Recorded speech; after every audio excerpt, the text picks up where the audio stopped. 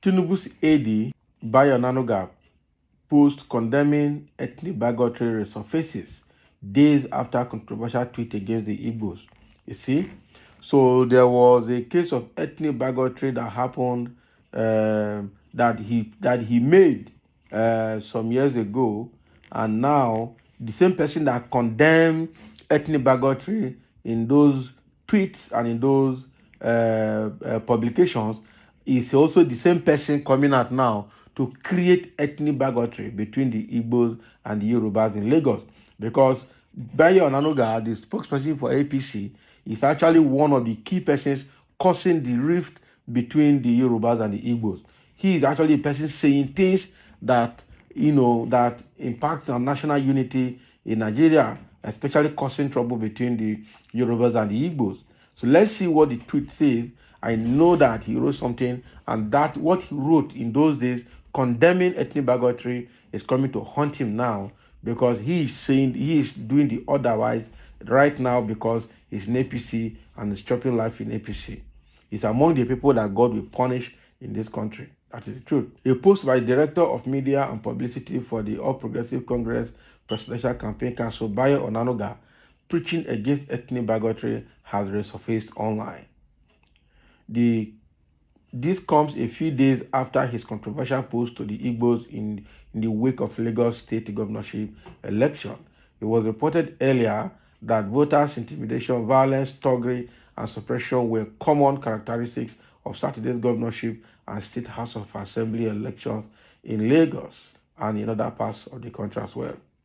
Okay, so reacting to development, Onanuga, in a statement via his Twitter handle on Sunday, said Lagos is like Anambra and Imo and not no man's land. So he further cautioned that 2023 should be the last time Igbos try to interfere in Lagos politics. Those were his tweets that he made. However, some netizens have dug up a 2018 Facebook post of Onanuga's visit to the Kigali Genocide Memorial in Rwanda. Okay, so he went to Kigali in Rwanda, okay, on a tour, okay, to see the historical genocide that took place there. So in the post, the AD to the president-elect warned against ethnic discrimination, saying that no individual has a choice of the ethnic group they belong to, and humanity should learn to live in love. Those are things he said in 2018. He wrote, I just visited the Genocide Memorial in Kigali, Rwanda, and left deeply sober after 90 minutes of tour. I recommend it as a must-go place to ethnic champions, pastors, and imams laboring hatred about their fellow human beings and non-adherents of their faith. I hope they will take away, as I did, that all human beings do not, in most cases, have a choice about who they are in this world. Our ethnic identity is determined for us by our Maker. So why do we have hate? Do I have to hate a person because he is not a member of our ethnic group? Why should a Christian hate a Muslim? Vice versa. Let all humanity live in love. Can you imagine? This is exactly what he posted in his Facebook in 2018 when he went to Kigali to see the Genocide Memorial. Okay, so he condemned ethnic issue because one of the key problems in Rwanda then was ethnicity. Okay, so 2018 to 2023 is just 5 years down the line, and he is doing exactly what he condemned then when he went to Rwanda. Okay, he's coming out now to tell the Igbos that they should know that Lagos is just like Imo, Anambra, and other states in Nigeria, and that it is not no man's land. That this should be the last time they will interfere in Lagos politics. Okay, and meanwhile, so he created the ethnic bigotry or perpetuated it and inflamed it in Lagos and caused the trouble and erected the thugs that actually fought and got Igbos attacked in Lagos. And this is just 5 years after he condemned ethnic bigotry in Rwanda. Okay, so is this not terrible for him? It is, of course, This is very, very terrible.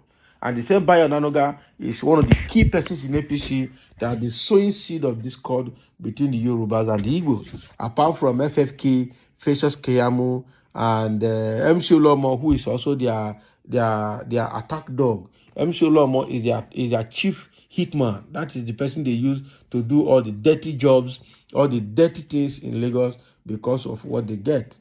Okay.